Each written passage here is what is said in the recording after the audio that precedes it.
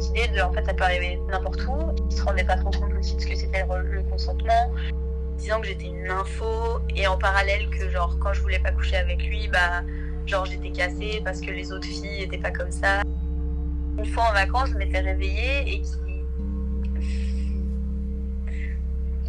je sais pas si vraiment elle était somnambule ou si... En fait, je m'étais toujours dit, ah, ce truc-là, bah, improbable, on s'était réveillés comme ça et on était en train de coucher ensemble. Et c'est plus vers la fin de la relation, enfin même plusieurs mois après la fin de la relation, que j'ai réalisé du coup que c'était un viol. Je me rends même compte là dans ma vie sexuelle aujourd'hui que j'arrive pas à dire si genre pendant je suis plus très chaud, tu vois. Et ça c'est... Non, faut le dire, tu vois.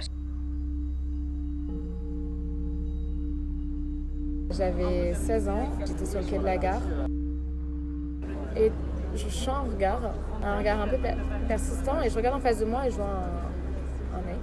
Ton instinct te dit ça va pas. Alexandra, il y a quelque chose qui part de toi et tu sais pas c'est quoi. Et je vois que il avait ouvert sa baguette et il se branlait. Et au final, à prendre presque du plaisir que je le regarde. Au final, il me suit. Je m'assois, je reste sur mon téléphone et je lève la tête. Et en fait, le mec s'était assis en face de moi et continuait à se branler. Même tes psys, ils se sentent violés par ça. Du coup, tout remonte dans quelque chose d'hyper interne. T'as l'impression que la sexualité, c'est ça. Je suis réduite à ça. C'était la première fois où je quittais vraiment mon corps de fille pour me retrouver dans une situation de femme que je n'avais pas décidé. Ma première expérience, on me l'a totalement enlevée. J'ai besoin de mettre en avant des choses intellectuelles que j'ai fait dans ma vie. J'ai l'impression de l'appuyer et à chaque fois je vois comme une surprise chez les gens.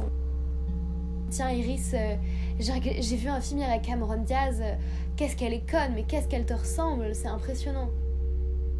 Bah au pire, si tu ne trouves pas tes mots, tu montres tes jambes.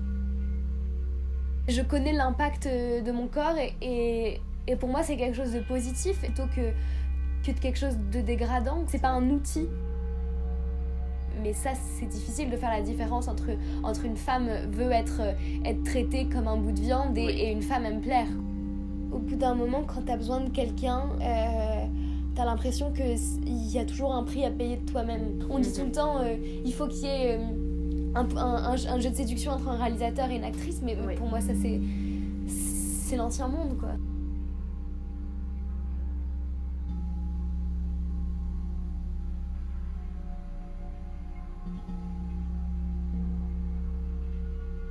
Donc je monte dans un bus qui était blindé, archi blindé. Je sentais juste un truc à mon entrejambe.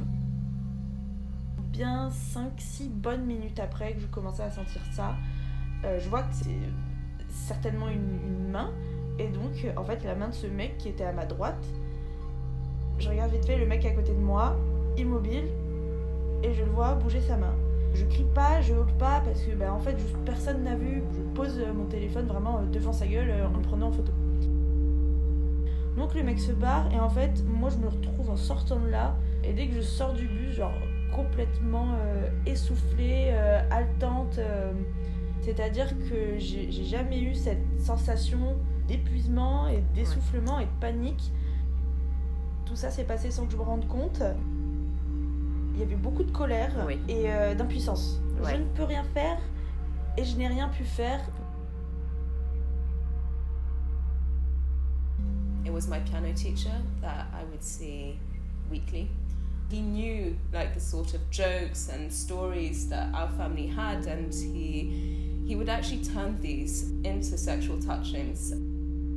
He would make me sing the whole song, and I would always dread the moment where I got to bumblebees, because as soon as I would say bumblebees, he would pinch my tits.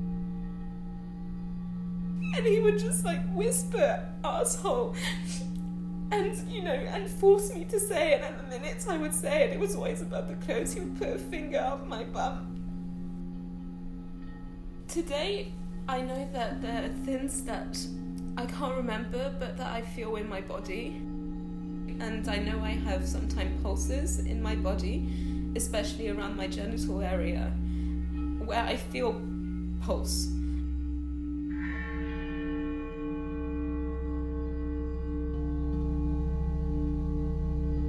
So the perpetrator was my landlord. He suggested to have dinner with me. At some point, I blacked out. The drink was spiked. The next morning I woke up, everything was just like covered in vomit. So I just started cleaning somehow. In my mind, it was telling me that you need to get back to normal. I was like just effacing the evidences of the case. I stayed in the police for the whole night. We did like the detailed examination of my body, like taking DNA samples. And 2 days, 2 nights before the trial date, my officer called me and she told me, your case has been cancelled because of lack of evidence. And when my trial got cancelled, everything just fell apart. It's unfair, it's so unfair, and you just get to do nothing. The only reason I could just stand up and rebuild myself was to have people who really understand this experience, and the solidarity, it really changes you.